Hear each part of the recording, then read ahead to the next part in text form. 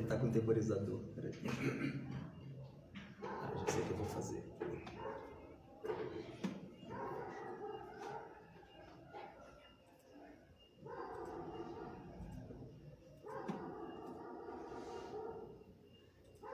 Agora não vai sair. Ele estava com o tempo marcado.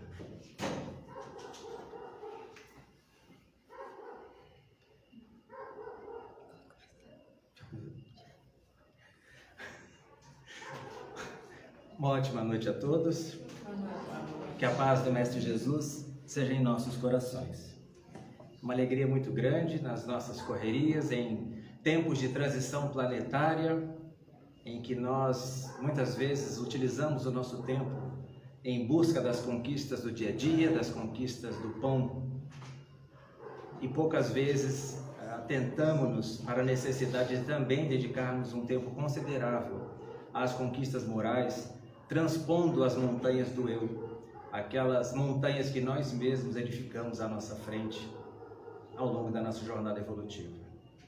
Nessa noite em especial, teremos a oportunidade de escutar, refletir, repensar procedimentos a respeito da mensagem do nosso querido Mestre Jesus. Mas antes de nós darmos início aos trabalhos da noite, saudando aqueles que nos assistem remotamente, aqueles que terão a oportunidade mais à frente de estarem conosco através dos canais das mídias sociais, reiterando que a casa encontra-se aberta regularmente, sendo que todas as quintas-feiras, às 20 horas, como nesta noite, nós temos as reuniões públicas seguidas da aplicação dos passes, e para aqueles que o desejarem, também nas noites de quinta-feira, mediante agendamento, nós temos o atendimento fraterno a partir das 19 horas. Esse agendamento pode ser feito pessoalmente aqui conosco ou através do nosso site ou da página do Facebook. Dessa forma, nós controlamos mais adequadamente e o atendimento se dá de uma forma mais acolhedora, dentro das necessidades de cada um. Também temos as nossas reuniões aos domingos, todo primeiro e terceiro domingo de cada mês. Às 9 horas nós temos o curso básico de Espiritismo e às 10h30 palestras públicas também. Nas segundas-feiras, em caráter reservado, nós temos um grupo, já que está junto há muitos anos, de educação da mediunidade, e estamos de portas abertas a integrantes interessados que dispõem de conhecimento e que a convite possam fazer parte dessa equipe, na qual nós temos muito orgulho, com muito carinho de pertencer. De qualquer forma, estamos sempre disponíveis, porque a dor não escolhe um momento, a necessidade de uma palavra amiga, de um bom conselho, ou apenas de que alguém nos escute, e esse é o papel também de acolhimento da Casa Espírita. Para nós contribuirmos com a harmonização do nosso ambiente nessa noite, rogando a ajuda dos benfeitores espirituais, vamos fazer a leitura de uma página do livro Pão Nosso, pelo Espírito Emmanuel, na psicografia do querido Francisco Cândido Xavier, que dá nome à nossa casa, Centro de Estudos Espíritas Chico Xavier, aqui na cidade de Joinville, no bairro Vila Nova. Número 122. Pecado e pecador. Amado, não sigas o mal, mas o bem. Quem faz o bem é de Deus, mas quem faz o mal não tem visto a Deus. João. A sociedade humana não deveria operar divisão de si própria, como sendo um campo em que se separam bons e maus, mas sim viver qual grande família em que se integram os espíritos que começam a compreender o Pai e os que ainda não conseguiram pressenti-lo. Claro que as palavras maldade, perversidade ainda comparecerão por vastíssimos anos no dicionário terrestre, definindo certas atitudes mentais interiores. Todavia, é forçoso convir que a questão do mal vai obtendo novas interpretações na inteligência humana. O evangelista apresenta conceito justo. João não nos diz que o perverso está exilado de nosso Pai, nem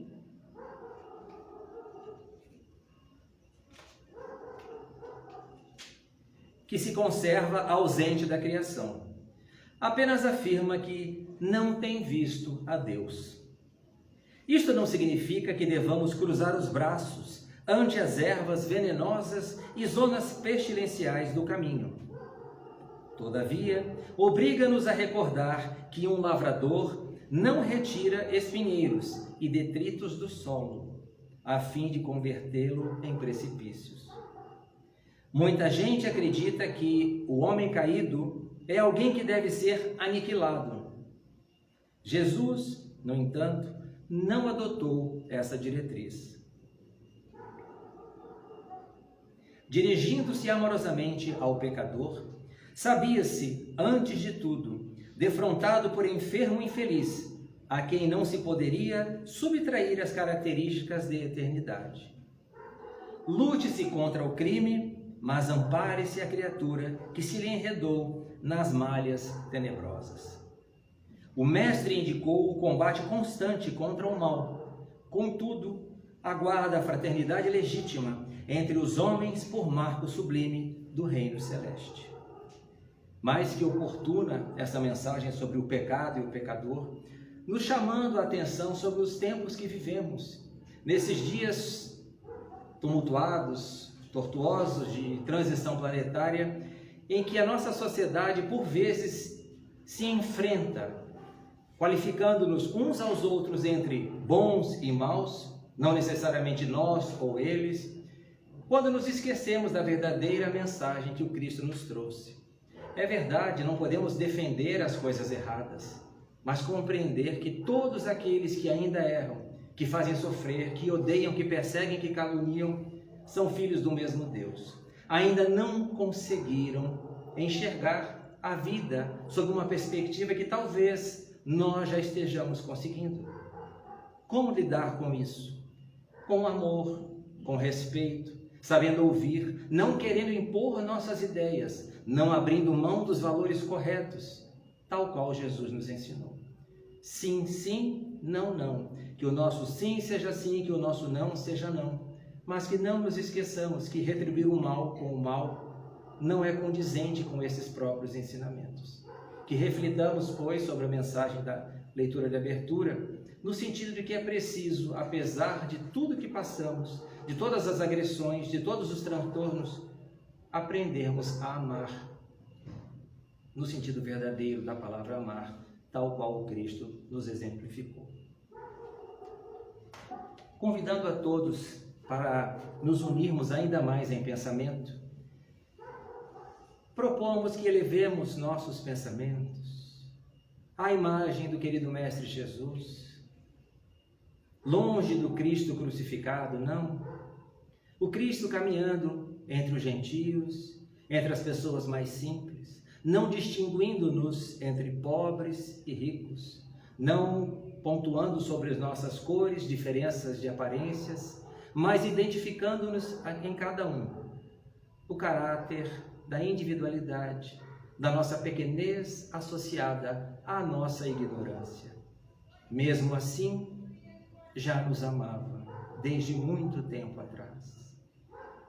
Querido Mestre Jesus, abençoada a oportunidade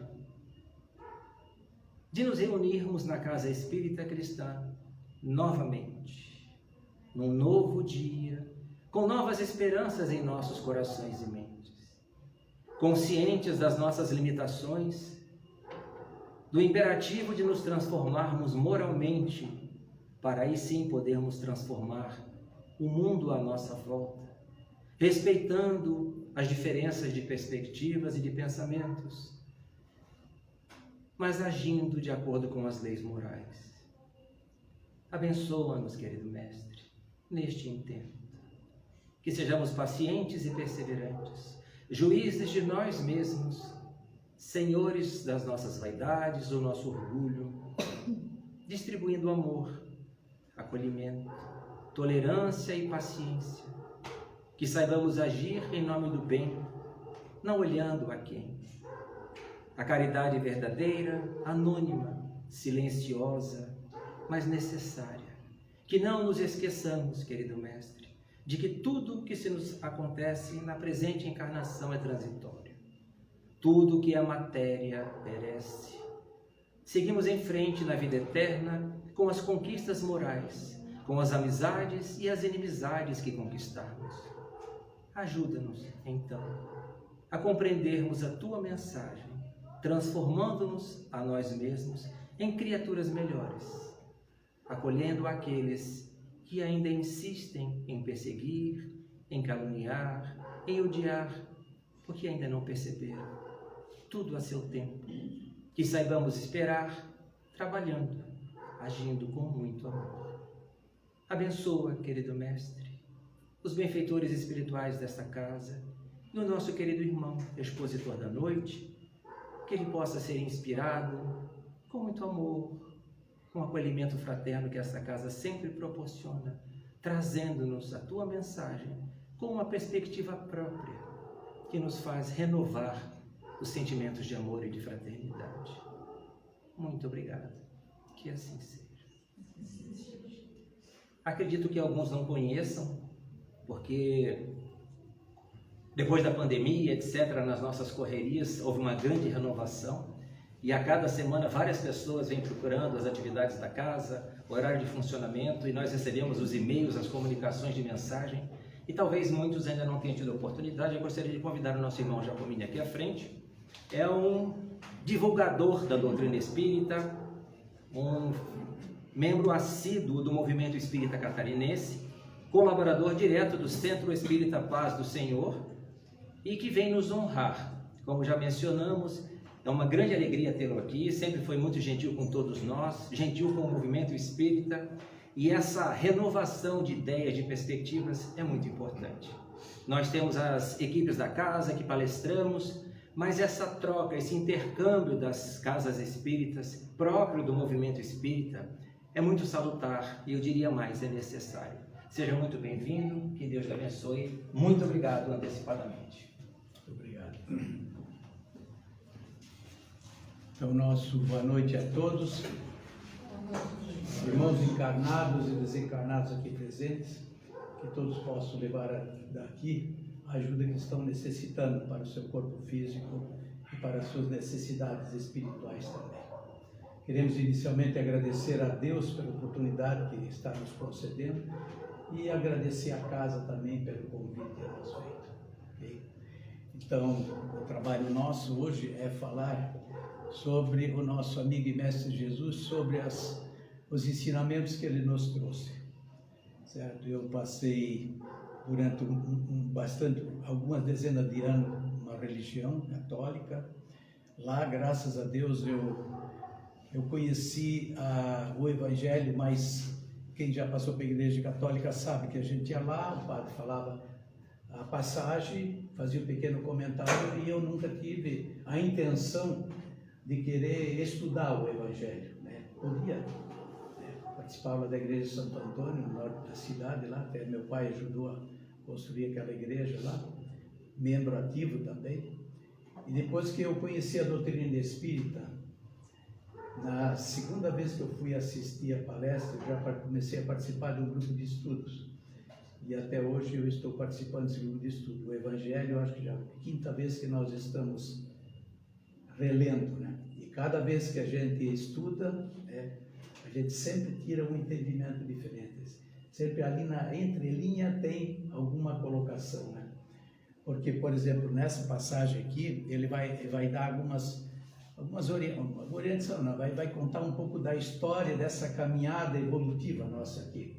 Só que ele vai chegar num determinado momento que ele vai falar das consequências morais, que essa é a finalidade, né?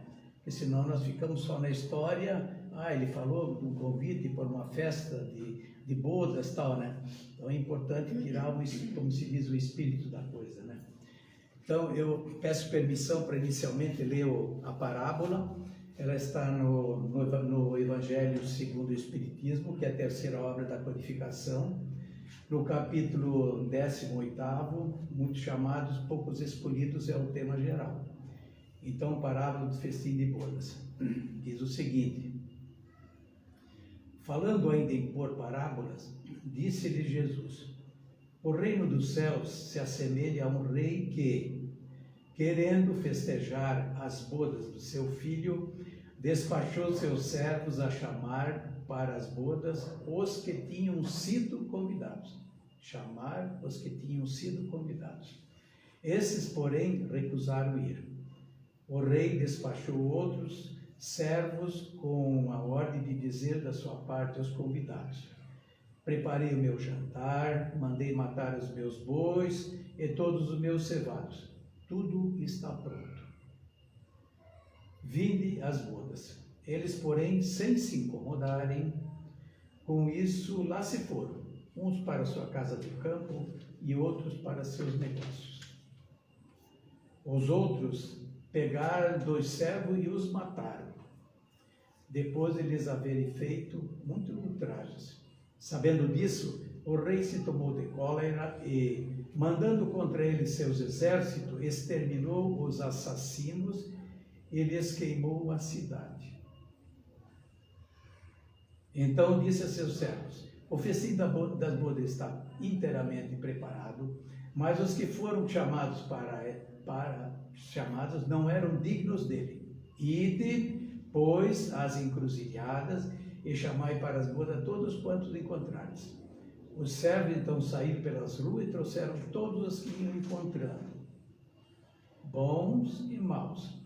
A sala das bodas se encheu de pessoas que se puseram à mesa. Entrou em seguida o rei para ver os que estavam à mesa, e dando com um homem que não vestia a túnica nupcial, disse-lhe: meu amigo, como entraste aqui sem a túnica nupcial? O homem guardou silêncio. Então disse o rei à sua gente: atai-lhe as mãos e os pés e lançai-o nas trevas exteriores. Aí é que haverá prantos e ranger de dentes, porquanto muitos há chamados, mas poucos escolhidos. Essa é a base do nosso trabalho de hoje. Então vejam, nesta parábola, Jesus usa de um fato comum para tentar dar umas explicações, trazer para nós ensinamentos espirituais. Nesse caso aqui, ele está usando o casamento, né? Bodas é casamento, né? Então, todos nós sabemos que uma boda, um casamento, ele se divide em 2 partes. Uma parte que é a parte do cerimonial e outra parte que é o comes e bebe, né? Que normalmente a gente vai mais para o segundo momento, né? Então, comes e bebe, ok? Então, veja que é a parte da alimentação em si, né? Então, é importante que a gente consiga identificar nessa parábola as figuras e as personagens, né? Quando ele fala de rei, o rei, ele está falando de Deus. Quando ele fala no filho do rei, ele está falando de Jesus, certo?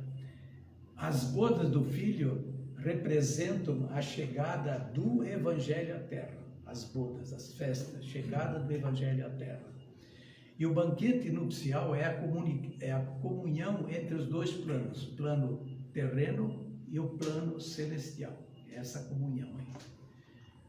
E o reino dos céus, quando ele fala em reino dos céus, na verdade é a vida celestial. É a morada dos espíritos quando a gente chegou num estágio de evolução bastante avantajado, certo? Então essa é nós fomos criados simples e ignorantes, mas todos nós predestinados ao progresso, né? A evoluir, né? A chegar nesse estágio aí celestial. Aqui ele fala, por exemplo, dos servos, né? Os servos são os profetas, são os apóstolos, os missionários que Deus manda de tempo em tempo, né?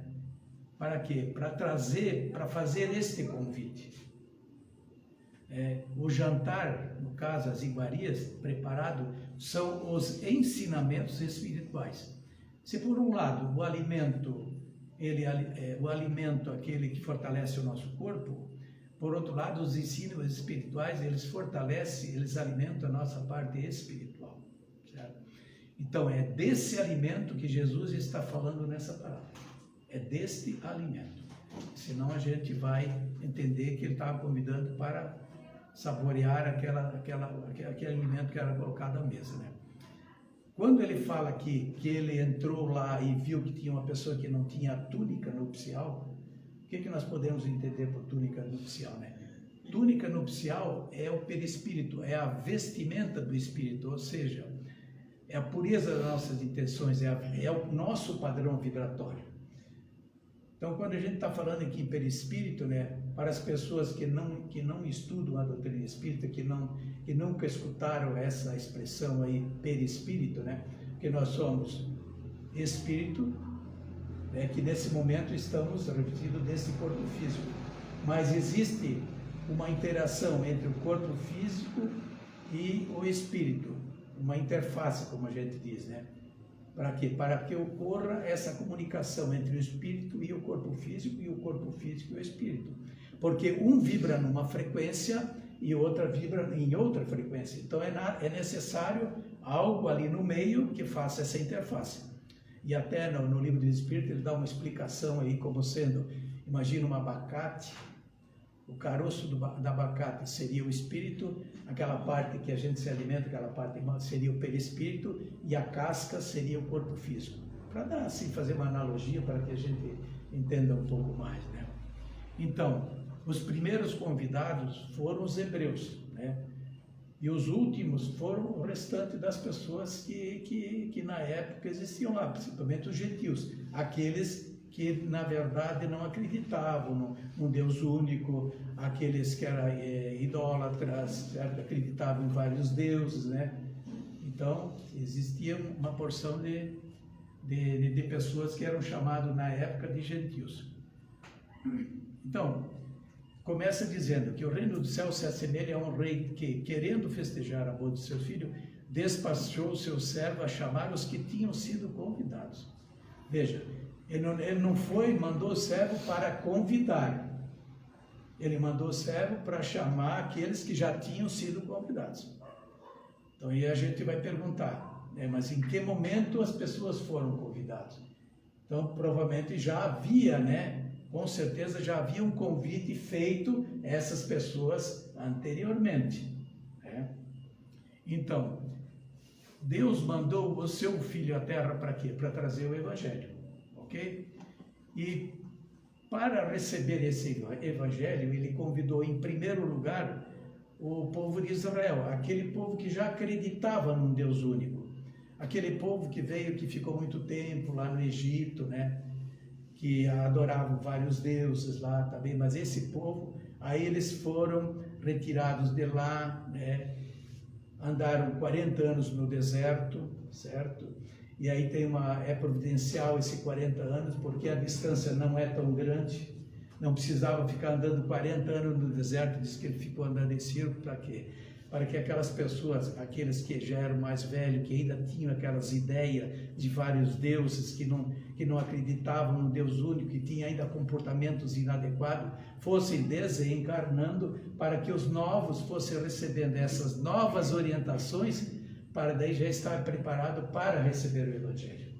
Certo? Então, nessa caminhada, né, que foram trazidas essas informações. Então, veja, ali no primeiro momento, o convite foi recusado sem maior explicação. Eles simplesmente não aceitaram. Foram convidados, mas não vieram para o banquete, né?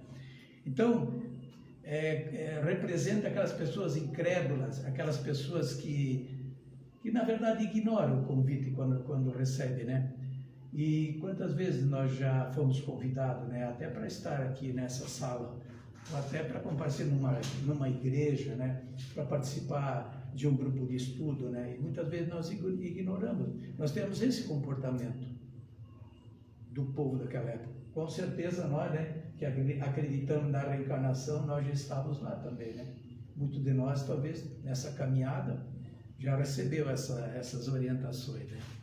Então a gente sabe que vieram os profetas falar, preparar o caminho de Jesus, né?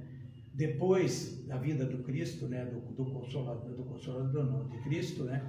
Depois nós tivemos outro convite que foi através de Moisés, né? Através dos 10 mandamentos, certo? Então ali nós recebemos muitas informações, porque antes existia a pena de talião, e a pena de talião já foi uma evolução, porque antes da pena de talião, se alguém matasse um boi lá da minha boiada, ele podia matar a minha boiada inteira. Com a vinda dessa lei de talião, se eu matasse um boi de alguém, a pessoa podia matar somente um boi. Então já foi uma evolução, certo? E depois veio os 10 mandamentos, né? Mesmo assim, o primeiro, amar a Deus sobre todas as coisas, né? Depois não tomar seu santo nome, mas depois tem uma negação, não fazer isso, não fazer aquilo, não matar, tal. O primeiro, amar a Deus, que é o amor, né? E o restante é não faça isso, não faça aquilo, não faça tal, entende? Mas é lógico, foi necessário para o povo daquela época, para nós naquela época. Porque a gente era muito rebelde, ainda são, imagina, né? Nós ainda somos rebeldes, imagina naquela época, né? Então era necessário que viesse uma lei, inclusive Moisés, ele incluiu outras leis e disse que vieram da divindade, porque ele precisava, através da intimidação, fazer com que as pessoas mudassem o seu comportamento, né? Por isso que Moisés, ele trouxe um Deus temor e Jesus trouxe um Deus amor. Essa é a diferença de Moisés. Mas, como eu disse, necessário para a época. Necessário para a época.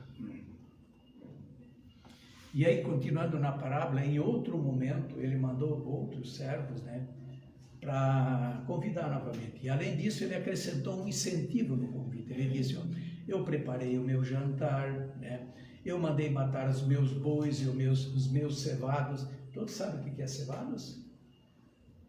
Eu sou do tempo que nós tinha galinheiro, e quando a minha mãe queria matar uma galinha, ela pegava, botava numa gaiolinha e tratava só com milho e tal. Isso é cevar. Cevar é tratar e engordar, entende? Isso é o significado de cevado. Quer dizer que doutrina espírita também é cultura. É importante, ao estudar, no momento que ele está estudando, ter um dicionário do lado. Porque tem tantas expressões daquela época, né? Tantas expressões daquela época que a gente desconhece, né? Então, veja que ele trouxe, ele disse que tudo está pronto já, vinde. Então, ele levou mais um incentivo. Quantas vezes nós somos incentivados também, né? A pessoa escuta, a pessoa... eu fico reclamando da minha situação financeira, problema de relacionamento, problema de saúde. A pessoa, vamos até lá na casa, vamos escutar o Evangelho, né? Você não quer lá fazer um atendimento fraterno? E o que a gente faz? Né? A gente se torna indiferente a isso aí. Então, essa recusa, né? Na época, as pessoas faziam também, né? E apesar do incentivo que muitas vezes nós recebemos, vai lá, talvez você vai conseguir entender no mínimo aquilo que está acontecendo com você. Porque muitas vezes a gente se torna revoltado e depois que a gente conversa com alguém que a gente procura entender, né, principalmente aquilo que o Mestre disse, quando ele disse: bem-aventurados aflitos, porque deles é o reino do céu. Ora, bem-aventurado, será que Jesus queria dizer que é bom que eu sofra? Não. É importante a gente entender o significado de bem-aventurados aflitos, porque é no momento da aflição, no momento que nós estamos passando por necessidade, no momento, e quando muitas vezes nós estamos no fundo do poço, aí a gente para refletir. Senão a gente não para refletir. Às vezes outro diz: hoje comigo, não faça isso, está vendo? Se tu continuar assim, vai chegar nesse ponto, vai acontecer isso contigo. É para lá, essa boca é para lá. Aí depois que acontece, boca grande. Vai dizendo assim, né? Então veja, é importante essas reflexões. Né? Então veja que esse segundo momento também eles recusaram, né? E por motivos fúteis também, como nós fazemos, né? Então, isso normalmente são as pessoas mundanas, né? Que estão só atentas às coisas do mundo, as pessoas materialistas, né? As pessoas preocupadas com as coisas terrenas, principalmente. Na verdade, são aqueles que são indiferentes aos ensinamentos espirituais, né? Então, aí são as nossas justificativas. Não posso agora, certo? Olha, eu tenho que trabalhar porque eu tenho que trazer dinheiro para a comida da minha família. Olha, eu por enquanto não vou, mas o dia que eu me aposentar eu vou ter tempo. Daí eu vou procurar ensinamento. Eu vou lá no centro, eu vou colaborar com vocês, vou ajudar lá, inclusive. E a gente vai deixando, né? Vai deixando, né? Então veja, e muitos eu preciso gozar a minha vida, né? Por enquanto eu sou novo ainda, imagina, e quinta-feira, domingo, participar de grupo de estudo. Eu não, ir lá ajudar na casa, contribuir para a manutenção da casa, eu não, eles que se virem lá. Né? Então é importante que a gente faça uma reflexão sobre isso aí, né?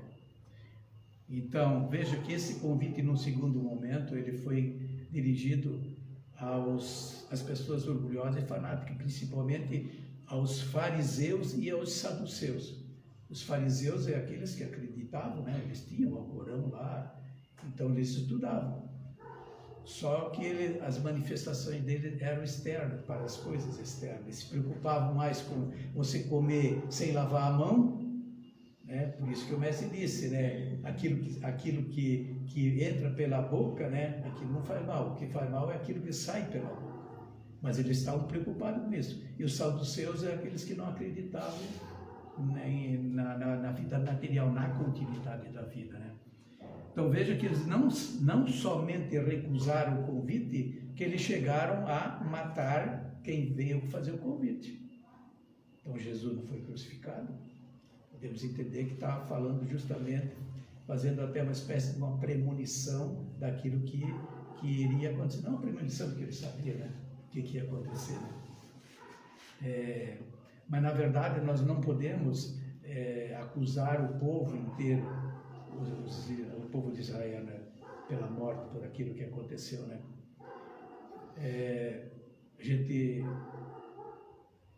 Em várias passagens, Jesus, quando se referia aos fariseus, não chamava de sepulcro caiado. Sepulcro caiado é um túmulo, né, que é caiado com tinta, né? Tipo, o cal é branco, né? Mas por dentro tem coisa toda, né? Ele chamava de ovelhas com pele de lobos com pele de ovelhas. Verdade? E quantos de nós, para os outros, parecendo pessoas boas, honestas e tal, né? Mas às vezes a gente se apresenta dessa forma para tirar proveito da situação. Muitas vezes a gente não, por questão de inveja, a pessoa, por exemplo, tem bens materiais e a gente começa a ver, já viu? A pessoa, por exemplo, compra uma geladeira.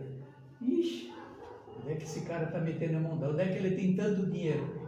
E às vezes não só fala em casa, fala para outro também. Começa a denigrir a imagem do outro. Por quê? Por inveja, certo? Às vezes por ciúme, né? Acontece tanta coisa também. Então é importante, né, que a gente... Então veja, quando aqui na palestra fala que o rei, num determinado momento, quando ele soube que mataram as pessoas que foram fazer convidada, esse rei, ele se tomou de cólera. E o que ele fez? Ele mandou os seus exércitos exterminar esse povo, certo? E incendiar a sua cidade. Veja que aqui também tem uma colocação que, se nós formos lá no Evangelho, nós vamos ver que num determinado momento Jesus já lamentou esta atitude, esse comportamento do povo da época, né? Então, na verdade, nesta frase aí, Jesus mostra a questão da ação e reação. Em função do comportamento deles, eles iam ter uma reação em função disso aí, né? Na verdade, que o povo de Israel, eles iriam sofrer a consequência do seu comportamento. Então, se nós formos em Mateus, ler Mateus e Lucas, Mateus 23, 37, 38, Lucas 13, 34, 35, diz o seguinte, ó. Jesus estava lá no muro, né? E daí ele fez uma lamentação. Jerusalém, Jerusalém, que mata os profetas e apedreja os que te foram enviados. Quantas vezes eu quis reunir teus filhinhos, como a galinha que reúne os seus pintinhos debaixo das asas, mas vocês não quisestem. Eis que a vossa casa vos ficará deserta. Ele estava olhando a cidade. Eis que a vossa casa ficará deserta. E a gente sabe que no ano de 66 depois de Cristo, né, o imperador Tito, ele invadiu a cidade, matou um monte de gente e queimou.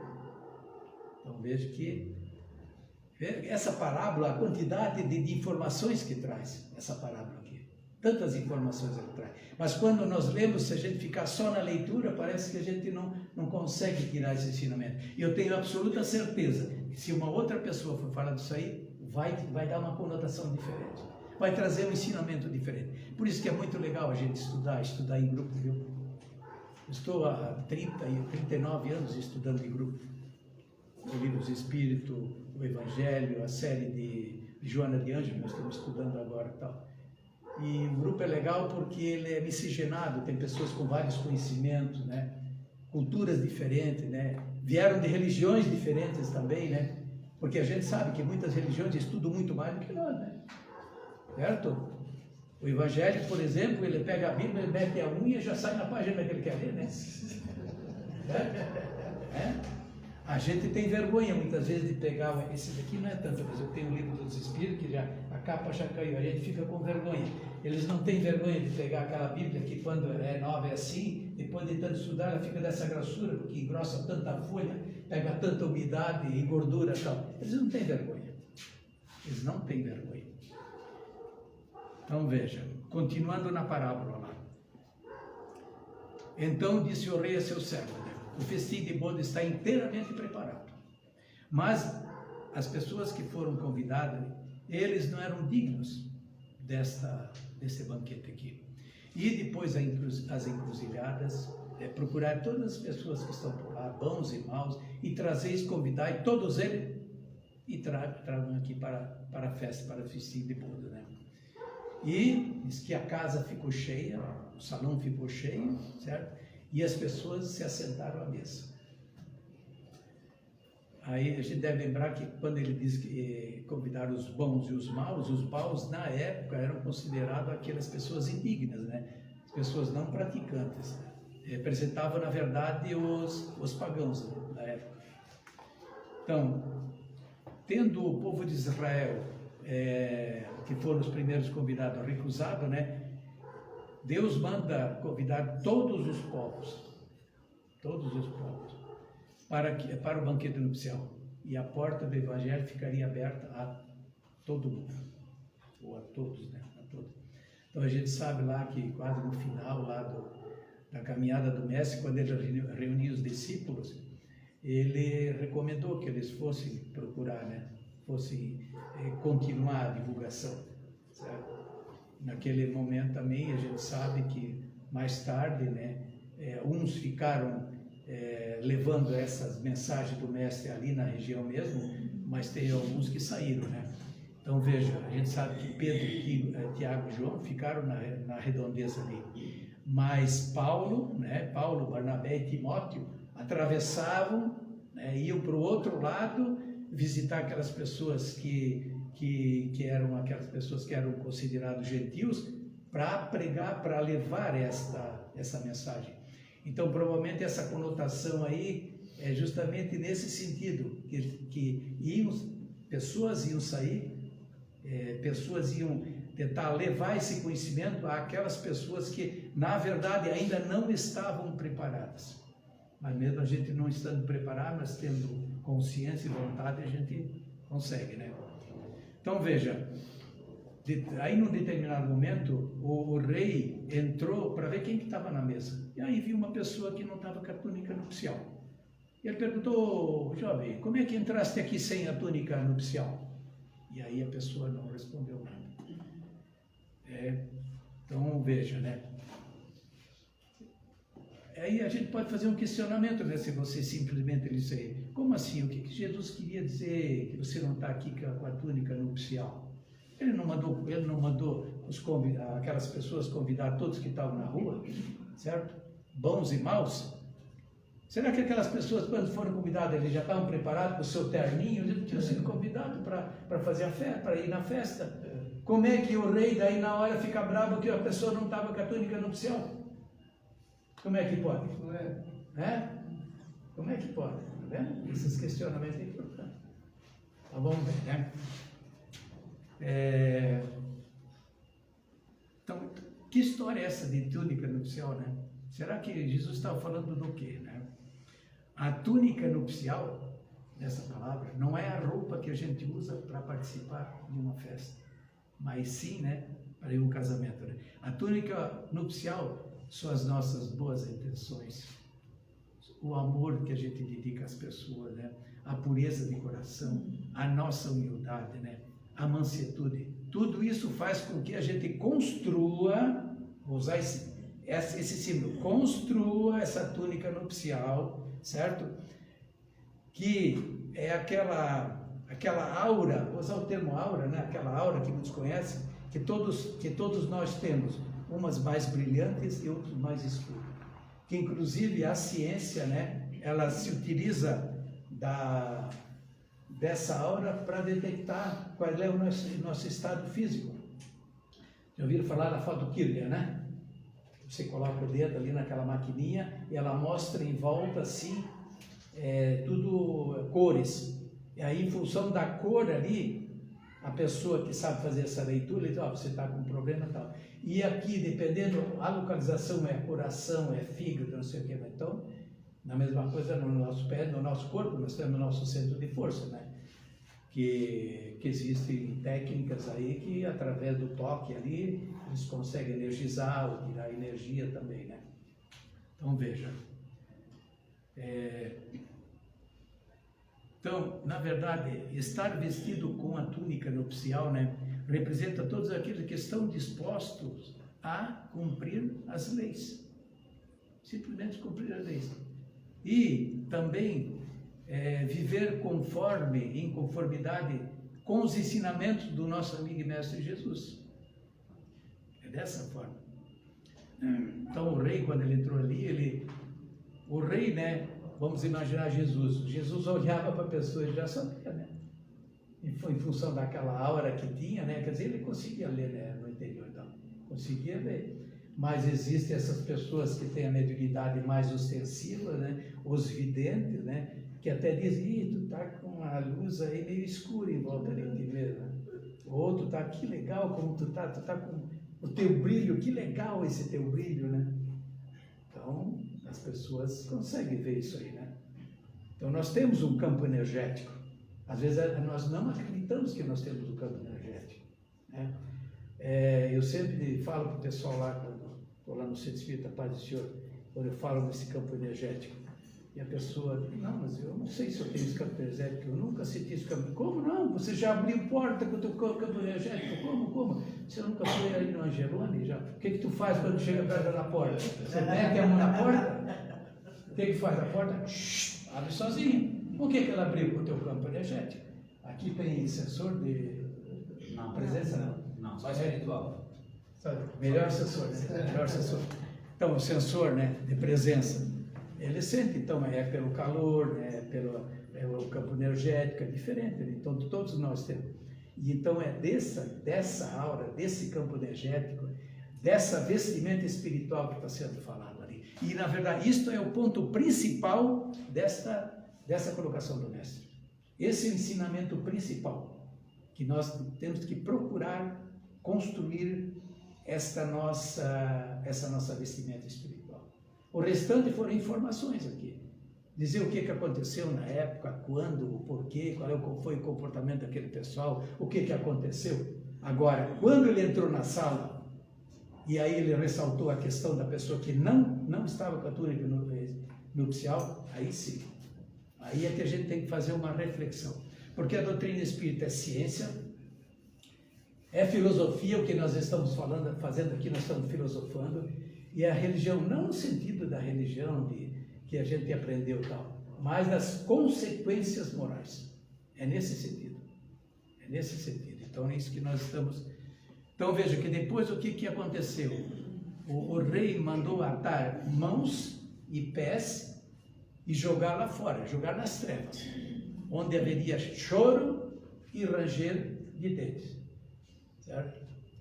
Porque ele disse ainda, muitos foram chamados, mas poucos os escolhidos, né? Então, o que significa atar as mãos e os pés? Tem um significado aí, atar as mãos e os pés. Na verdade, esta frase, ela mostra que aqueles que se recusaram a ouvir as orientações, a não construir essa túnica nupcial que entraram lá, eles vão ter que, não vão poder participar desse terreiro, dessas bodas. Vão ter que reencarnar novamente. Então, por que nós encarnamos e reencarnamos? Nós reencarnamos porque é um processo de evolução, né? Cada vez nós estamos construindo, melhorando um pouco mais.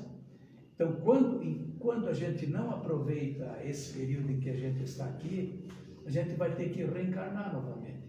Então, veja que atar as mãos e os pés é uma reencarnação em que eu não tenho mais, eu tenho livre-arbítrio, mas não posso usar meu livre-arbítrio. Eu vou reencarnar com as mãos e com os pés atados. Eu vou ter que vir numa reencarnação compulsória. O que é uma reencarnação compulsória? É aquela reencarnação em que eu não escolho. É aquela reencarnação em que a espiritualidade maior, a equipe lá que trabalha nesse processo de reencarnação, ele sabe que é melhor para mim. Alguém de vocês que tem criança pequena, quando era pequenininha, perguntava: escuta, meu filhinho, você quer ir para a escola? Perguntava? Não. Ou pegava: já fui, já te matriculei e tal, já comprei o uniforme, amanhã cedo vou te levar para a escola. Da mesma forma, nós com as reencarnações compulsórias é do mesmo jeito também. Será que Deus está castigando? Não. Deus está dando oportunidade, Ele sabe o que é melhor para nós. Certo? Ele sabe o que é melhor para nós. Então veja, na questão 262A do Livro dos Espíritos, ele vai falar que a pergunta é: se nós temos o livre-arbítrio, nós podemos sempre escolher a reencarnação? E a resposta é: Deus pode impor certa resistência ao espírito quando este, pela sua inferioridade ou má vontade, não se mostra apto a compreender o que lhe seria mais útil. E quando vê que tal existência servirá para a purificação e o progresso do espírito, ao mesmo tempo que lhe sirva de expiação, né? Então expiar, né, é passar por, certo? Então eu vou espiar, eu posso passar por coisa boa se eu fiz coisa boa, mas eu vou passar por coisa ruim se eu fiz coisa boa. A expiação é passar por. Então, quando ele fala onde haverá choro e ranger de dentes, é nesse sentido, né? Que eu vou passar por sofrimento, mas por minha escolha. É uma forma didática de me aprender. Não porque Deus é infinitamente justo e bom. E por ele ser justo e bom, por isso que ele dá tantas oportunidades para nós. Senão não seria justo e bom, né? Na questão 909 do Livro dos Espíritos, né? Tem uma pergunta: será que poderia o homem, pelos seus esforços, né, vencer as suas más inclinações, os seus pendores maus? E a resposta é sim, e frequentemente fazendo esforços insignificantes. Quando ele diz que é insignificante, é, por exemplo, eu saio do carro, eu paro, um carro para na minha frente, eu meto-lhe a mão na buzina, certo? Mas eu posso pensar: não, agora eu não vou meter a mão na buzina, ou eu só vou dar um toquezinho, certo? No outro dia, eu não dou um toquezinho, eu dou um sinal de luz, certo? Aí no outro dia eu não dou sinal de luz, não dou um toquezinho. Então, fazendo poucos esforços, a gente vai aos poucos se libertando daquilo. Porque tem pessoas: eu tenho esse vício, eu quero deixar de vício de uma hora para outra. Às vezes não dá. Às vezes é impossível. O teu corpo já está acostumado àquilo, certo? Porque as pessoas que, por exemplo, que fumam, né? Eu também fumei, né? Então, não era aquela história de: agora eu vou deixar de fumar, né? Vou mastigar folha de tangerina, vou comprar chiclete. Não dava.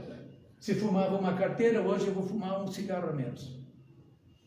Semana que vem vou fumar 2 cigarros a menos. Outra semana, 3 cigarros a menos. E assim o corpo vai se acostumando e aos poucos eu vou conseguindo me libertar. Por isso que ele diz: fazendo esforço insignificante.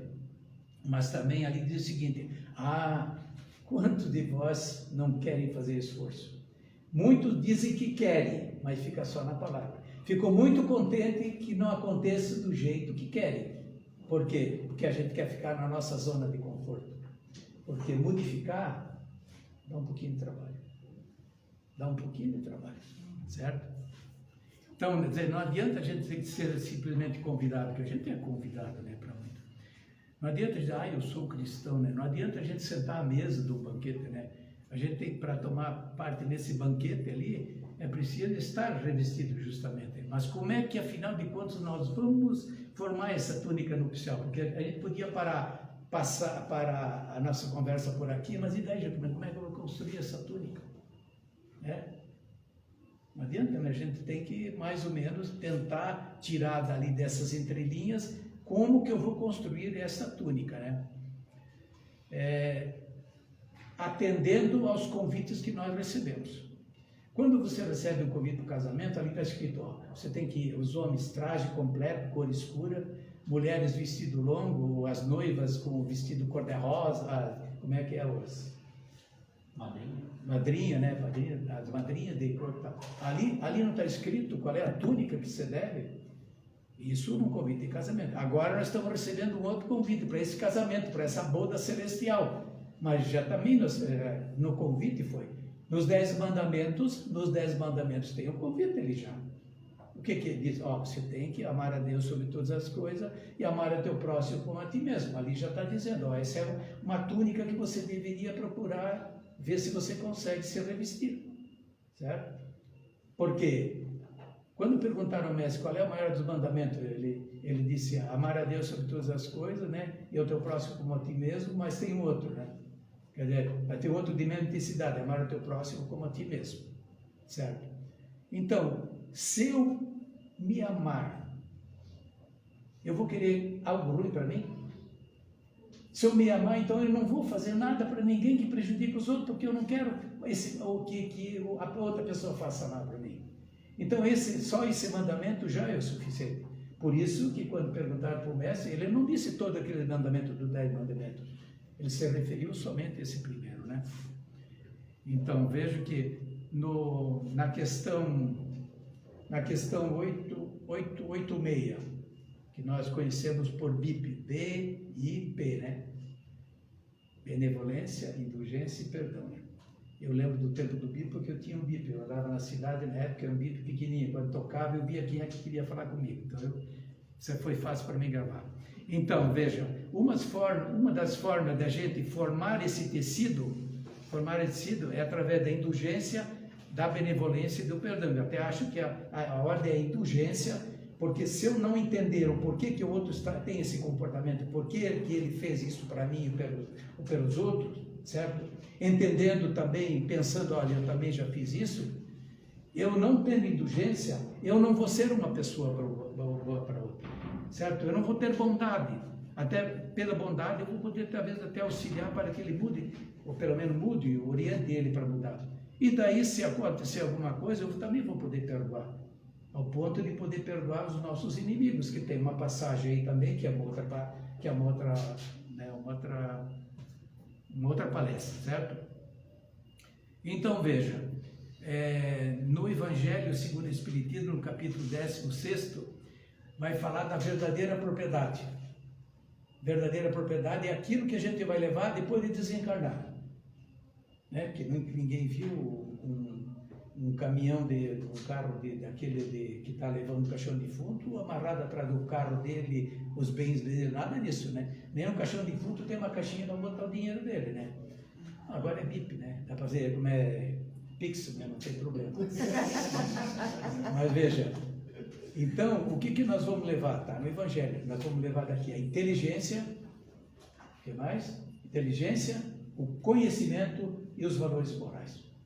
Então, também é uma forma de a gente construir essa nossa túnica, certo? Então, veja, com esse tecido da benevolência, da indulgência e do perdão, se utilizando da inteligência, do conhecimento e dos valores morais, e se eu pegar um fio de amor, eu vou costurar a minha túnica, e dessa forma eu vou ter condições de participar deste reino do céu, dessas lutas. Pense nisso. Muito obrigado. Podemos pedir a gentileza para o irmão fazer a prece de encerramento? Você pediu para mim, esqueci. Não, foi o Gel.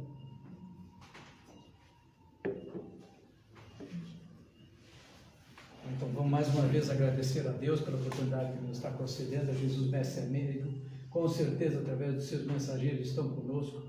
Agradecer a espiritualidade dessa casa que preparou esse ambiente, que nos preparou, que deu a nós capacidades de entendimento mais ampliado para que a gente pudesse, em aqui estando, escutando, tentando entender, assimilar esses conhecimentos. Pedimos também ajuda para que a gente possa colocar esses ensinamentos em prática também. Vamos aproveitar também para agradecer os nossos anjos de guarda, os nossos protetores. Vamos pedir escusas, pois muitas vezes nós não damos atenção devida a estas orientações. Pedimos, por favor, continue insistindo conosco. Pedimos a espiritualidade aqui presente que leve assistência aos locais de necessidade, levar ajuda àqueles que estão nos hospitais, àqueles que estão acamados em suas casas, levar ajuda àquelas famílias desajustadas, aquelas famílias que têm problema de relacionamento com droga, com outros envolvimentos, levar auxílio aos presídios, aos manicômios, pedir por aquelas pessoas que desencarnaram, por aqueles que ainda não estão, desencarnaram, mas não estão ainda cientes e conscientes da sua real situação nesse momento. Também, aproveitando este mês, vamos pedir por aqueles irmãos que se suicidaram, aqueles irmãos que com certeza não queriam acabar com a sua vida, eles queriam acabar com o sofrimento, mas equivocadamente tomaram essa atitude. Mas nós sabemos que esse nosso Pai é de infinita bondade e eles vão ter outras oportunidades para retornar e para dar continuidade nessa sua caminhada evolutiva. Pedimos então permissão para encerrar a nossa atividade dessa noite, que assim seja.